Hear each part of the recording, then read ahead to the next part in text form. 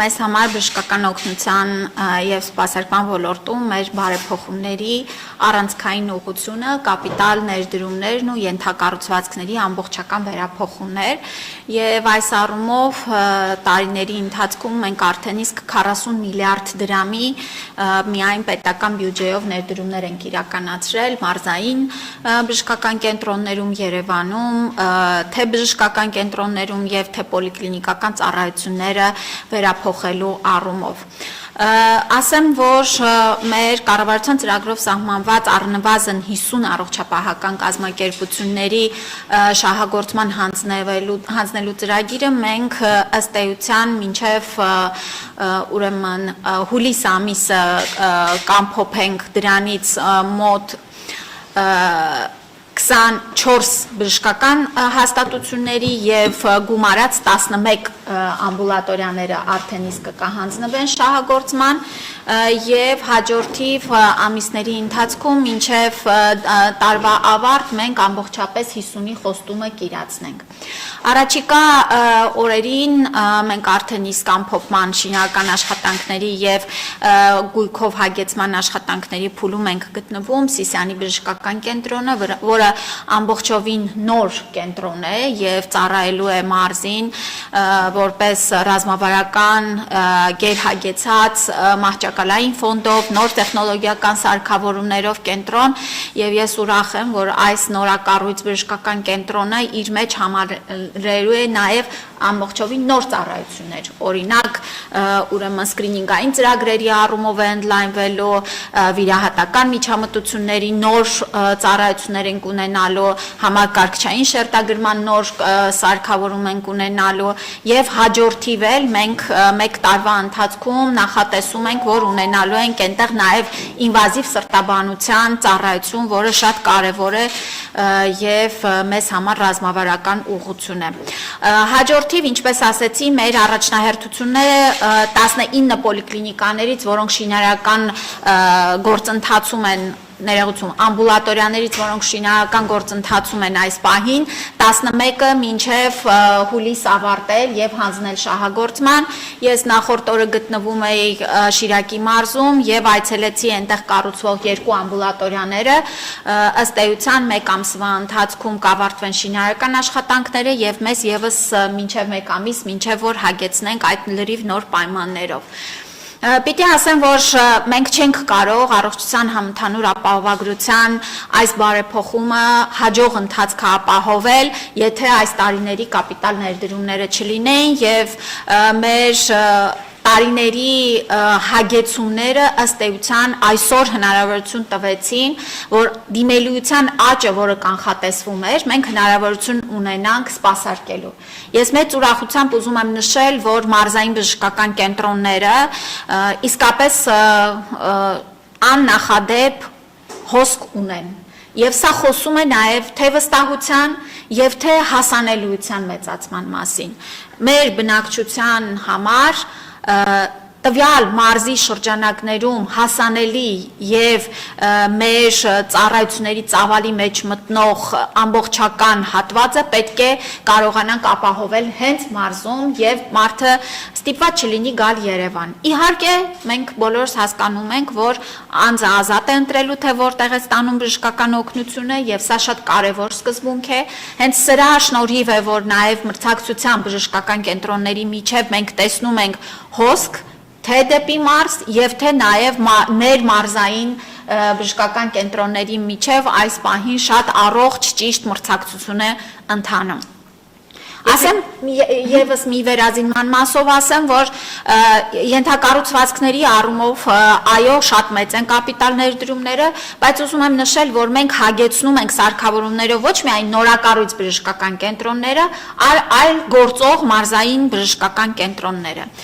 Ուրեմն մենք 2025 թվականի երկրորդ կիսամյակում սկսեցինք մեծածավալ վերազինման ծրագիր եւ 7 միլիարդից ամիսից ավել հատկացրել ենք մարզային բժշկական կենտրոններին ուրեմն ապահովելու մամոգրաֆիկ սարքավորումներով, կոլոնոսկոպներ, էնդոսկոպներ, սրանք շատ կարևոր սարքավորումներ են եւ հաջորդիվ մեր այս տարվա ընթացքում իրականացնելու ենք նաեւ հեմոդիալիզային ծառայության ուրեմն վերափոխման մեր նոր ծրագիրը։ Մենք այս պահին ունենք բավարար իրավիճակ, բայց հասկանում ենք, որ պետք է անընդհատ ընթացիկ կերպով ընդլայնենք, մեծացնենք եւ նոր սարքավորումներով թարմացնենք։ Տիկին Ավանեսյան, բժշկական կենտրոնների ընտրությունը ինչպես է կատարվում, ինչ առաջնահերթություններ եք դիտարկում, չգիտեմ, շատ անմխիթար վիճակում գտնվելն է, բնակչության խտությունն է, աշխարհագրությունն է։ Բոլոր հանգամանքները հաշվի են առնվում, մենք այս ընթացքում գնահատել ենք մեր բոլոր կարողությունները եւ ունենք ճանապարհային քարտեզ եւ նշեցի, որ 19 ամբուլատորիաների մասով շինարարությունը ընթանում է, հաջորդ 11-ի մասով արդեն տեղակապման եւ հողահատկացման աշխատանքներ են ընթանում, բայց մենք ունենք նաեւ հաջորդ 29-ի արդեն վայրերը որոշված, թե որտեղ պետք է լինեն դրանք։ Եվ այս պահին նաեւ փորձում ենք համաչափությունը ապահովել, մենք ամեն մարզում այս պահին 3 առնվազն ամբուլատորիա կառուցում ենք եւ այսպես պիտի ընդլայնենք, հաշվի ենք առնում իհարկե վիճակը, իհարկե բնակչության խտությունը, իհարկե նաեւ մոտակայքում արդյոք արկա են հնարավոր ալտերնատիվ ծառայությունները մատուցելու հնարավորություններ, թե չէ։ Իսկ այդ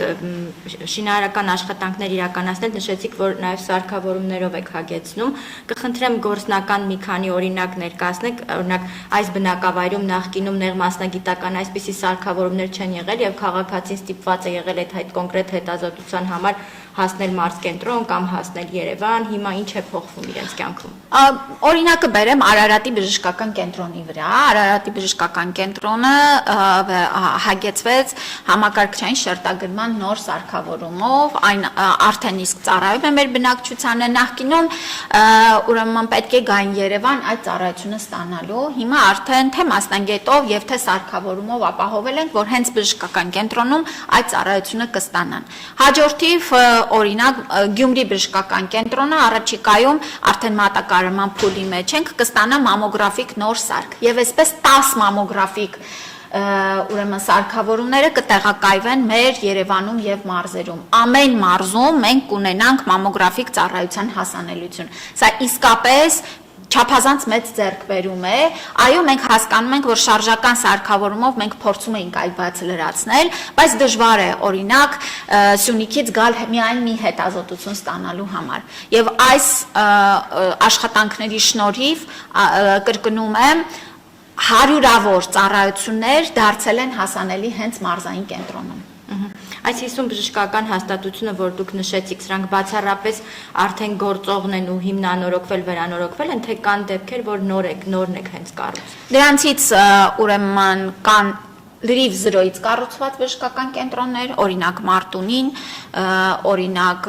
Սիսյանը, որը պիտի հանձնենք շահագործման, Վայոց ձորի բժշկական կենտրոնը, ունենք վերակառուցված, ինչպիսին օրինակ Թալինի բժշկական կենտրոնն է, որը կարելի է ասել ամբողջովին շենքից միայն պատերն են մնացել եւ վերակառուցվել է, հագեցվել է, այսօր ծառայում է մեր բնակչությանը։ Ունենք նաեւ վերանորոգման, վերակառուցման տարբեր ծավալների աշխատանքներ։ Հիմա ընթանում է Արտաշատի պոլիկլինիկայի ավարտական փուլում ենք վերակառուցումը եւ ընթանում է Արմավիրի պոլիկլինիկայի էլի վերակառուցման աշխատանքները։ Մենք մի փուլում շատ ավելի զգուշորեն սկսեցինք վերակառուցումներ իրականացնել, որովհետեւ հասկանում էինք, որ անգամ եթե ամբողջովին նորացնում ենք շենքը, բայց կոնցեպտուալ առումով դժվար է մեր նոր ժամանակակից այդ ստանդարտները ապահովել հին շենքերի մեջ, այս է պատճառը, որ մենք օրինակ Էջմիածնի բժշկական կենտրոնի հատվածական վերակառուցումն ու նոր շենքի կառուցումը փոխել ենք լրիվ նոր կենտրոն կառուցելու ծրագրով։ Ինչը մի փոքր իհարկե հապաղում է բերել, բայց ես կարծում եմ, որ ավելի լավ է այս ձևաչափով առաջ գնալ եւ լրիվ նոր շենք ունենալ։ Շատ լավ, քանի որ ամբուլատորիաներից խոսեցինք, հա, պոլիկլինիկաներից, ընդհանուր առմամբ առաջին օղակի բուժծառայությունների հասանելիությունը բնակիչներին ինչպես է գնահատում մեր ունեցած այս պահին ցանցը եւ այն աշխատանքները, որ տարվում են, որպեսզի ավելի որակյալ ծառայություններ հասանելի լինեն։ Ես կարծում եմ, որ առաջնային օղակի հագեցվածությունն ու պայմանները շեշտակի փոխվել են վերջին տարիներին։ Անհամեմատելի են փոխվել եւ ես նորից եմ ասում, որ մենք օրինակ ռենտգեն հետազոտության սարքավորումներով հագեցրել ենք մեր մարզային եւ Երևանի պոլիկլինիկաները, սոնոգրաֆիկ սարքավորումներով, լաբորատոր կարողություններն են թարմացվել։ Այսինքն ես ուրեմն կարող եմ ասել, որ այո, մենք դեռ ունենք պոլիկլինիկաներ, ամբուլատորիաներ, որոնք չեն համապատասխանում մեր ստանդարտներին, ենթակառուցվածքների առումով, բայց նշեմ, որ այս տեմպը պահելու պարագայում մենք ուրեմն մի քանի տարվա մեջ ամբողջովին արդեն կլրացնենք ենթակառուցվածքների առումով հագեցումը։ Տիկին Ավանեսյան, խոսեցինք հիվանդանոցային պայմանների բարելավման մասին, սարքավորումների հագեցվածության մասին, բայց գաղտնիք չէ, որ շատ դեպքերում հենց մասնագետների պակասի կամ մասնագետների ոչ բավարար որակավորման պայմանավորված շատերը դեպի Երևան են գալիս մարզերից ու գյուղերից։ Այս ուղղությամբ ինչ աշխատանքներ են տարվում։ Ես ասեմ, որ այս ուղղությամբ էլ հոսքի որոշակի փոփոխություն կա եւ այսօր նկատելի է, որ վերազինված, կառուցված նոր բժշկական կենտրոններում երիտասարդ մասնագետների հոսք ունենք։ Եվ սա շատ ուրախալի է։ Նշեմ, որ Թալինի բժշկական կենտրոնը իսկապես մասնագիտական առումով էլ շատ անմխիթար վիճակում էր, որտեղ պայմաններն էին դա թելադրում։ Այսօր նրանք արդեն ունեն նոր կադրեր, որոնք որ գնացել են Թալին եւ պիտի նշեմ, որ այս ճանապարհային Հայաստանի վերափոխումը նաեւ օգնում է, որ մարդիկ շատ ավելի հեշտ որոշում կայացնեն, որտեղ ընդգրկվեն աշխատանքի եւ թե Սպիտակի բժշկական կենտրոն, թե Գորիսում, թե Մեղրիում մենք տեսնում ենք նոր համալրված կադրեր։ Արդյոք բավարարում է մեզ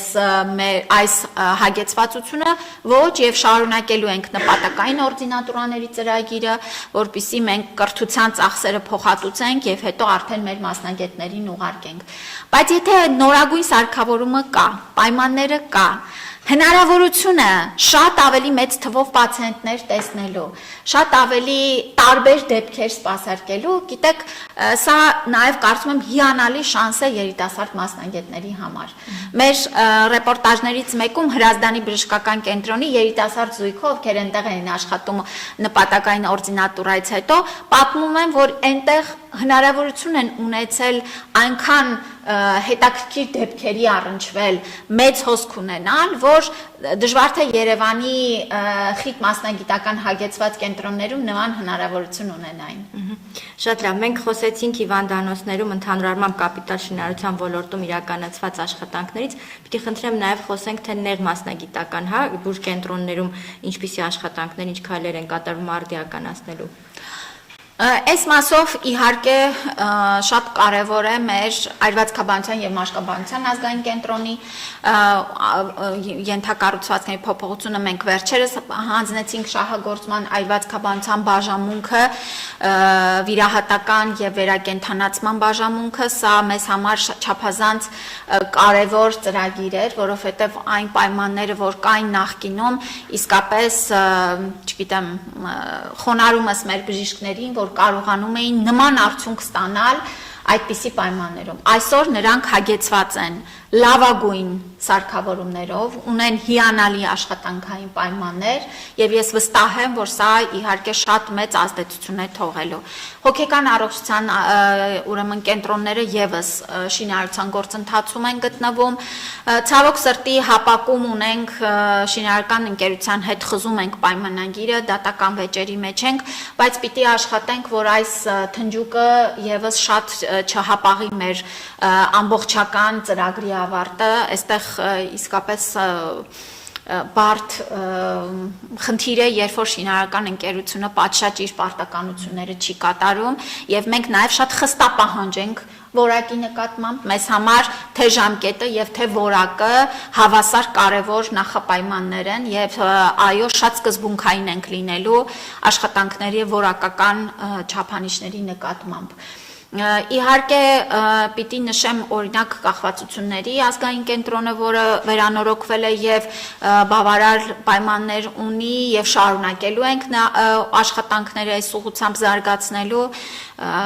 այսպես երևի։ Տիկին Ավանեսյան, վերջին շրջանում ակտիվ մարզային այցերի մեջ եք եւ դիտարկում եք ոչ միայն կապիտալ շինարարական աշխատանքները, այլև ընդհանուր առմամբ առողջության ապահովության համակարգի ներդրման գործընթացին եք տեղում ծանոթանում։ Խնդրեմ ներկայացնեք ձեր ունեցած այս պահի տվյալներով ընդհանրապես ընթացքը ինչպիսին է ապահովագրության մարզային այցերը ձեր ինչ են ցույց տալիս, ինչ արձագանքներ կան։ Իհարկե շատ պարտավորեցնող է, որ արձագանքները այսքան դրական են, որ մեր ժողովուրդը այսքան շնորհակալ եւ գնահատող է, որ տարիներ ի վեր իրենց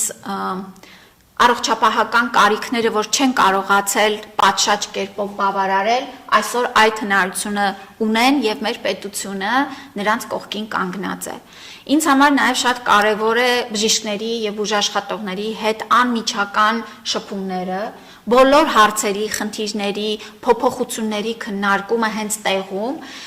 եւ այս այցերը շարունակական են լինելու։ Հենց այս այցերի շնորհիվ է, որ մենք հունվար ամսից այս անմիջական աշխատանքի շնորհիվ է, որ մենք կարողացել ենք շատ ճկուն լինել, արագ փոփոխություններ իրականացնել եւ բարեփոխումը հարմարացնել իրական կյանքին։ Մենք բոլորս հասկանում ենք, որ եթե անհարմարություն չկա, ուրեմն բան չի փոխվել։ Չի կարող լինել բարեփոխում եւ մարդկանց կյանքում փոփոխություն չլինել, բայց պետք է շատ ճկուն լինել, արձագանքող լինել եւ մարդկանց ներկայացվող նոր պահանջները, նրանց ծառայություններից օգտվելու փորձառությունը ավելի լավը դարձնելը մեր ուշադրության կենտրոնում է լինելու։ Իսկ ամենաշատ հարցերը, որ բարձրացնում են քաղաքացիները, որոնք են, որ դիմել են այցերի ժամանակ, հերթերը երևի թե։ Առաջին շրջանում իհարկե տեղեկատվական հարցեր էին, ինչպես պետք է օգտվեն, որ ծառայություններն են մտնում ապահովագրության մեջ, ինչպես Արմեդը ակտիվացնեն, արդյոք իրական է այս ամենը ինչի մասին խոսում ենք, առաջին հատվածում դրանք էին եւ սկզբի հիմնական հերթերի պատճառն էլ հենց դա էր, որովհետեւ մարդկանց այցելությունների մեծ թիվը նաեւ տեղեկատվություն ստանալու համար էր։ Հաջորդիվ իհարկե շնորհակալություններն են, հարցերն են, լրացուցիչ ծառայություններ մտցնել փաթեթի մեջ եւ նեղ մասնագետներից դեպի առաջնային օղակ ուղղորդումների հետ կապված հարցերն են։ Ես պետք է ասեմ, որ թե հարցերն են շատ, թե դիտարկումները, առաջարկները, ինչը շատ կարևոր է, մենք բոլորս ենք մասնակից այս ռեֆորմի։ Մենք որպես քաղաքականություն իրականացնող բժիշկները, բայց նաև ամենակարևորը պացիենտները։ Ես ասում եմ, որ պացիենտները հավասար մեզ հետ այս բարեփոխման հեղինակ են եւ ընթացքում էլ մենք միասին ենք տեսնում աշխատանքը։ Շատ լավ, շնորհակալ եմ, խնդրեմ ձեր հարցը։ Տիկին Ավանեսյան, կհստակեցնեք, որ շինարարական կազմակերպության մասին եք խոսում, որ ասեցիք խզել եք պայմանագիրը եւ առողջապահության ապահովության հետ կապված վարկանացից շատ դժվարություններ են ստանում մարդիկ մինչև հիմա դուք հերթերից խոսեցիք, ասում են, որ դեռ հերթերի մեջ է, ինչ որ այնտեղից է մեծ քաղաքացիներ լինել, որ ասում են սինխրոնացած չեն Արմեդի հետ, չգիտեմ եք ինչ ագերովի դուք կհստակեցնեք, եւ մեկ հարց բժիշկների լիցենզավորման հետ կապված, որ մինչև հունվարի 1-ը պետք է լիներ, հա, կուզեի նշեք գործընթացի ինչ փուլում է եւ ովքեր են այդ քննությունները վերցնողները լինելու։ Ուրեմն հապակի շինարարը Գրիգորյան շինն է եւ մենք հիմա պայմանագիրը խզել ենք եւ դատական գործընթացի մեջ ենք գտնվում։ Այստեղ էլ պիտի գտնենք ուրեմն օրենքով սահմանված եւ օգտվենք այդ հնարավորություններից հանրային շահը չստորադասելու եւ ի վերջո հասնելու, որ շինարարական աշխատանքները արագ վերսկսվեն։ Հաջորդիվ ձեր հարցի հետ կապված Վարդանանց բժշկական կենտրոնը հենց Արմեդ համակարգով է իր ներքին ծրագրային որոշակի բաները անում եւ այստեղ եթե հարցը ավելի մասնավորեցնի կհասկանանք թե ինչու՞ն է խնդիրը, կխնդրեմ եթե մասնավոր հարց է ինչը չեն կարողանում սինխրոնացնել ավելի հստակ կպատասխանեմ։ Հաջորդիվ հերթերի հետ կապված հարգելի գործընկերներ, եթե անձը դիմում է պլանային որոշակի հետազոտություն անցնելու ստանալու կամ թերապևտի խորհրդատվության,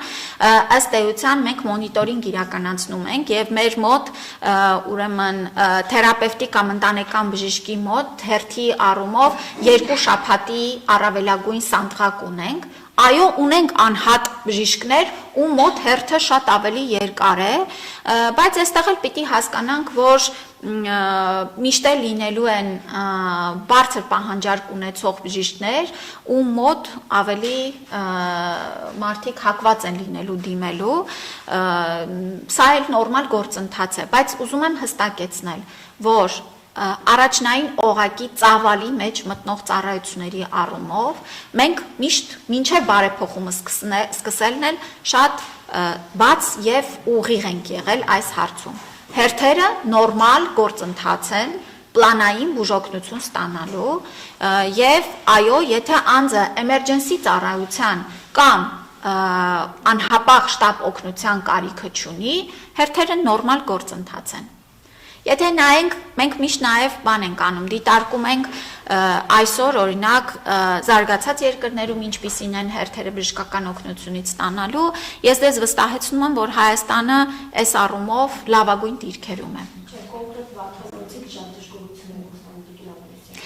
Ես տեսեք, մենք օրական մոտ 2000 զանգ ենք ստանում ապահովագրական հիմնադրամում, 1500-ի չափ միջինը մեր թեժ գծում, ամենօրյա մոնիտորինգ ենք անում զանգերի, այո, ես տեղյակ եմ, կան որոշակի բժշկական կենտրոններ, որոնք որ այս հոսքին ադապտացվելու եւ հերթերի կառավարման մասով աշխատանքները պիտի շարունակենք։ Այստեղ էլ գիտեք շատ կարևոր է, որ կցագրված մեր միջին թվերը պահպանվի։ Եթե ընտանեկան բժշկական թերապևտը օպտիմալ կցագրման թիվը չի պահպանում, այո, իհարկե կառաջանան հերթեր։ Մենք դրա համար ենք ասում, որ օպտիմալ թիվը կցագրման դա 1500-ից 2000-ն է մաքսիմում եւ սա է հնարավորություն տալու, որ քաղաքացին խնդիր չունենա։ Լիցենզավորումը, այո, շատ կարևոր գործընթաց ենք ուրեմն իրականացնում մասնագետների անհատական լիցենզավորման, արդեն իսկ օրդինատորները 900-ից ավել օրդինատորներ լիցենզավորման քննությունը հանձնել են եւ արդեն լիցենզիաների ստացման գործընթացում են։ Հիմա արդեն աշխատող մասնագետները այս տարվա ընթացքում մինչեւ հունվարի 1-ը պետք է լիցենզավորվեն։ Մենք նախապատրաստական հիմա աշխատանքների փուլում ենք, այս առաջին էտապով ուրեմն քննական գործընթացը լինելու է բանավոր եւ նաեւ գործնական հատվածով, ինչպես որ իրականացրեցինք օրդինատորների լիցենզավորման գործընթացը, ստեղծվելու են այդ հանձնաժողովները արդեն իսկ ուրեմն մեր հավաստագրման գործընթացից հետո արդեն ունենք եւ քննական հանձնաժողովներ են լինելու։ Ովքեր են այդ քննական հանձնաժողովները եւ այդ թեստերը համաձայնեցված են ԳԳՄՑ նախարարության հետ։ Թեստերը չեն համաձայնեցվում, դրանք լիցենզավորման օրենքով եւ բժշկական օգնության մասին օրենքով եւ մեր կառավարության որոշումներով ուրեմն հաստատվում են, կազմվում են եւ հաստատվում են առողջապահության նախարարության շրջանակներում եւ ամեն մասնագիտական ուղղության քննական հանձնաժողովները տարբեր են, այսինքն չունենք մեկ քննական հանձնաժողով, դրանք ըստ մասնագիտական ուղղությունների են կազմվելու։ Այսինքն բժիշկներից Այո, իհարկե, իհարկե։ Խնդրեմ ձեր հարցը։ Բաքվում գտնվող մեր գերիներից շատերը գիտեն, որ առողջական խնդիրներ ունեն, վերջերս էլ Լուբնանը Վարդանյանն էլ հատուկ բուժման կարիք ունեցողների վրա տեղափոխվել է, որ հասկանալ ձեր նախարարությունը հետաքրքրվում է, թե ինչպես են Բաքվի գտնվող մեր գերիները, արդյոք Ադրբեջանի ձեր գործընկերների հետ խոսում եք, հասկանալու համար նրանց վիճակը։ Եվ մեկ հասկան, որ դուք քաղաքական թիվի մաս եք, ընտրական ցուցակի 3-րդ անձն եք, այսօր Ադրբեջանից պատվիրակություն է եկել Հայաստան, տեղյակ եք արդյոք սահմանազատման հանձնաժողովի անդամներ են, ճիշտ նպատակով են եկել այստեղ Հայաստան եւ ովքեր եք ասում, որովհետեւ մամուլում տեղեկություն կար, որ Ադրբեջանի փոխվարչապետն է։ Նախ ասեմ, որ մեր հայրենակիցների թե առողջական եւ թե մյուս բոլոր հարցերով արտաքին գործերի նախարարության համակարգմամբ մշտապես աշխատանքները ընթանում են եւ այս մասով վստահեցնում եմ, որ թե միջազգային ուրեմն իրավունքի եւ թե բոլոր հնարավոր հումանիտար խողովակներով մեր արտաքին գերատեսչության համակարգմամբ ուշադրության կենտրոնում է։ Այս մասով այսքանը, որովհետև ես նշում եմ եւ ասում եմ, որ այս աշխատանքները որևէ վարքյան չեն դանդաղում, հապաղում, այլ մշտապես մեր կառավարության ուշադրության կենտրոնում են։ Հաջորդիվ նշեմ, որ ձեր ուրեմն նշած պատվիրակության մասով չունեմ տեղեկատվություն, դա եւս երևի իմ գործընկեր արտաքին գործերի նախարարության ուղղվող հարց է, այսքանը չունեմ պատասխան դրան, որովհետև ինձ վերաբերելի հարց չէ այս պահին։ Խնդրեմ ձեր հարցը։ Ինավանեսյան բյուրեղավարում ավերքային բարակի բռնկման դեպքեր տեղի ունեցել, հոսպիտալացվել էին բազմաթիվ քաղաքացիներ, հիվանդության նախնական աղբյուրը նշվել էր ջուրը, ապա վեոլաջուրը շտապեց հերքել, սակայն 3 հիվանդությունների վերահսկման եւ կանխարգելման ազգային կենտրոնից տեղեկացրեցին, որ ջրի մեջ մաներներ են հայտնաբերել, ինչ տեղեկություններ ունեք, ով է ճիշտ վեոլաջուրը, թե ամեն դեպքում հիվանդությունների վերահսկման եւ ազգային կենտրոնը, եւ մեկ էլ նշվում է, որ հնարավոր է 2027 թվականին ապահովագրավճարի վճարները ավելանան, բարձրանան, այդ մասին ինչ տեղեկություններ կան։ Նախ ասեմ, որ պետք է հենվենք փաստերի վրա եւ հիվանդությունների վերահսկման եւ կանխարգելման ազգային կենտրոնը այն պատասխանատու օղակն է, ով իրականացնում է փորձաքննություն, իրականացնում է թե պացիենտներից վերցրած նմուշներից ուրեմն հետազոտություններ եւ դրա համար մենք մինչեւ չենք ունենում ամբողջական ուրեմն հետազոտությունների արդյունքը, նաեւ չենք շտապում հայտարարություններով եւ ըստ էության, երբ որ ամփոփեցինք եւ ունենք արդեն հստակ թե ինչ ենք հայտնաբերել նմուշներից, արդեն համապարփակ ներկայացրել ենք նաև հանրությանը, ասեմ, որ շատ արագ կերպով իհարկե ջրի մաքրման եւ այլ ուրեմն աշխատանքները համապատասխան կառույցների եւ վիոլաջրի հետ իրականացվել է, այս մասով էլ ուզում եմ ասեմ, տեսեք հետազոտությունների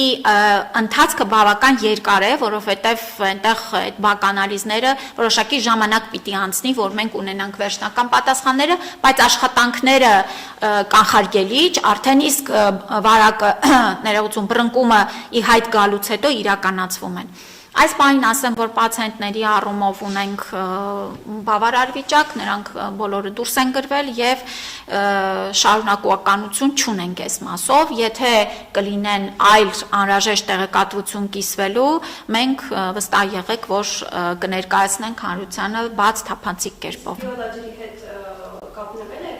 նախարարությունը ասում կապնվել է Ուրեմն մենք աշխատում ենք հենց որևէ կասկածի դեպք է լինում, այդ ժամանակից սկսած աշխատանքները ընթանում են, թե վիոլաջրի հետ, թե նաև այլ պետական կառույցների, տեսչական մարմինների, համայնքի հետ ապահովելու համապարփակ միջոցառումների իրականացումը, միանշանակ։ Երկրորդ հարցից մեդիա Այո։ ապահովագրավճարների բարձրացման մասով Տեսեք, այս պահին դժվար է խոսել 27 թվականի մասին, որովհետև դու 27 ասեցի, թե 28։ 27 թվական, չէ, ինձ թվաց 28 ասեցի։ 27 թվականի ուրեմն բյուջետային քննարկումների ժամանակ իհարկե մենք քննարկելու ենք պետական սուբսիդավորման հատվածը եւ գիտեք, որ պետությունը այսօր մեծամասամբ սուբսիդավորում է ապահովագրական վճարները մինչեւ 18 տարեկաններ 65+ տարիքի անձինք եւ հաշմանդամության կարգ եւ սոցիալական անապահովության բալ ունեցողների համար պետությունը տարեկան ամեն անձի համար վճարում է 129600 դրամ, բացի դրանից նաեւ աշխատող եւ ապահովագրավճար վճարողների համար պետությունը ելի ամսական 6000 դրամի չափով սուբսիդավորում է իրականացնում։ 27 թվականի այս սուբսիդավորման հաջորդականությունը, շարունակականությունը միջնաժամկետ ծախսային ծրագրերով արդեն իսկ հաստատվել է, բայց ավելի 27 թվականի բյուջեում մենք քննարկումների դեռ ունենք տեղ,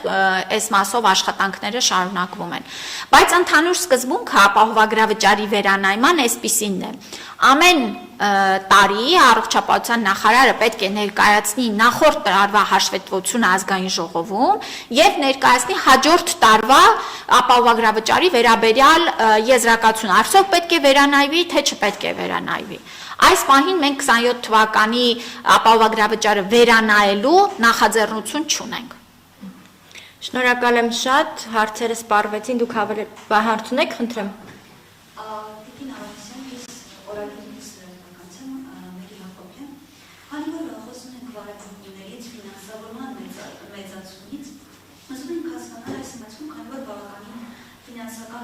Մեծացում է եղել, բայց ամենայնիվ բժիշկները, բուժքույրները դժգոհություն են հայտնում եւ նույնիսկ աշխատանքային պայմաններից կան, որ իրենց նշում են, որ կարծես էժան աշխատուժ, այսպես ասած, լինեն։ Ուզում ենք հասկանալ հատկապես առողջապահական ապահովագրության ներդրումից հետո ինչն է պատճառը, որ այսպիսի խնդիրներ են առաջացել, այսինքն այդ հաշվարկները չէին արվել, որպեսզի բժիշկները այսպիսի խնդրի առաջ չկանգնեին եւ մեր մասը իրենց էժան աշխատուժ չզգային։ Ուրեմն, երբ որ մեկնարկեց առողջության համընդհանուր ապահովագրությունը, հունվար ամիսը պարզ է, որ ադապտացիոն առաջին շրջանն էր եւ որոշ առումով մենք ունեինք մատուցած ծառայությունների հաշվետվության ներկայացման որոշակի բաց, այսինքն բժիշկներ ունեինք, որ իրականացրել էին խորհրդատվություններ, բայց մուտքագրումներ չէին արել առմետ համակարգում, իսկ մեր համակարգը այնպիսին է, որ փոխհատուցումը իրականացվում է միայն առմեդում լրացված ծառայության դիմաց։ Եվ փետրվար ամսին իհարկե մենք այս բացը լրացրեցինք եւ նախորդիվ խորհրդատվությունները մուտքագրեցին եւ մեր բուժաշխատողների արդեն աշխատանքի ծավալը եւ փոխհատուցումը եկավ այն դաշտ, ինչ մենք նախատեսում էինք։ Նշեմ, որ նախորդ ամիս մենք ունեցել ենք աշխատավարձերի դրական դինամիկա ընդհանուր առումով, թե բժիշկների եւ թե միջին բուժանձնակազմի։ Սա նշանակում է, որ ես խոսում եմ միջին աշխատավարձերի մասին, դրական դինամիկայի մասին։ Ունենք ուղղություններ, որտեղ այս աճը շատ ավելի մեծ է, ունենք ուղղություններ, որ այս աճը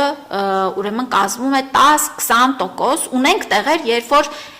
եռապատկվել է աշխատավարձը բժիշկների եւ սա էլ շատ կարեւոր է։ Այո, սա ընդհանուր պատկերն է։ Այսօր մեր բժշկական հաստատություններում աշխատավարձերի դրական դինամիկան առկա է եւ շարունակական է, սա եւս ուզում եմ նշել։ Հաջորդիվ, այո, կան որոշակի մասնագիտություններ, որի զբաղվածության եւ ծառայությունների ծավալի փաստական արձանագրում ենք, որ անկում կա, այսինքն երբ որ մենք անցանք ոչ թե ֆիքսված աշխատավարձ, այլ իրականացրած օրինակ խորհրդատվություն եւ դրա դիմաց փոխհատուցում, տեսնում ենք, որ ծավալի զբաղվածության շատ մեծ խզում կա։ Այս առումով էլ մենք աշխատանքներ տանում ենք եւ վստահեցնում եմ, որ բոլոր այս ուղղությունների մասով էլ անհատական լուծումներ ունենալու ենք եւ որոշների մասով արդեն իսկ ունենք, որոշների մասով քննարկման փուլում ենք։ Այստեղ էլ վստահեցնում եմ ձեզ, որ մեր բուժաշխատողները հնարավորություն են ունենալու վերապրոֆիլավորվելու շատ ավելի եկամտաբեր, շատ ավելի բարձր աշխատավարձ ենթադրող ուղղություններով, բայց նաեւ ունենալու ենք, որ այս ուրեմն ծառայությունները շարունակելու են տրամադրել եւ պիտի գտնենք լուծումներ, ոնց ենք իրենց զբաղվածությունը ապահովում եւ դրա դիմաց փոխհատուցումը բարձրացնում։ Իսկ ընդհանուր առմամբ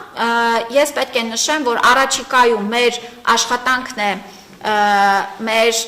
ԲՄԿ-ների, այսինքն գյուղական ԲՄԿ-ների, բուժքույրերի աշխատավարձերի շարունակական աճը, որովհետև մենք տեսնում ենք, որ ամբուլատորիայի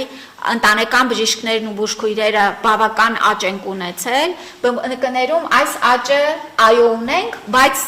տեսնում ենք, որ դեռ շատ աշխատանք ունենք եւ դպրոցներիում աշխատող մեր բուժքույրերի։ Այստեղ էլ մենք նախորդ տարի որոշակի վերանայումներ արել ենք, բայց մեզ չի գոհացնում նրանց աշխատավարձի չափերը այս պահին եւ այս ավելացմանը միտված աշխատանքները լինելու են։ Շատ լավ եւ վերջին հարց խնդրեմ։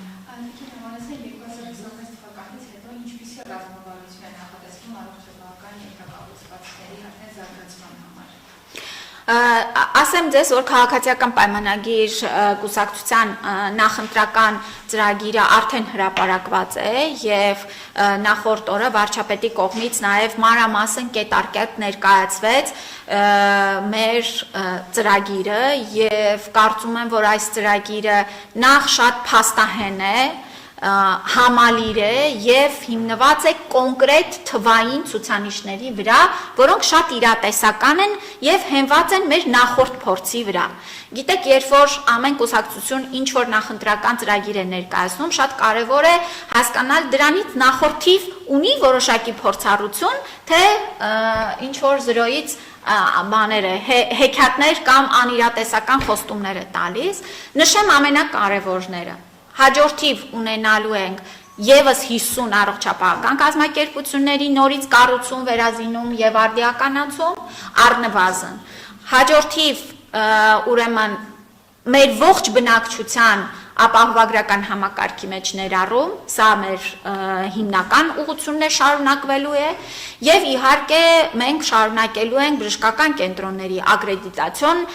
համակարգի ներդրումը, այսինքն որակի վրա շատ ավելի մեծ շեշտադրումները մի կողմից հասանելիություն, ֆինանսական եւ ֆիզիկական, մյուս կողմից որակի մասով աշխատանքներ։ Ես ուրախ եմ, որ մենք այս խոստումը, երբ որ տալիս էինք 2021 թվականին առողջության ապահովագրության ներդրման, այսօր այն իրականություն է, մենք այսօր հաշվետվություն ենք ներկայացնում մեր քաղաքացիներին եւ շատ ուրախ ենք, որ այդ հաշվետվությունը արժանում է գոհունակությամբ եւ վստահ ենք, որ այն ծրագրերը, ինչ որ դրել ենք մեր նախընտրական խոստումների հիմքում, դրանք միանշանակ իրականացնելու ենք։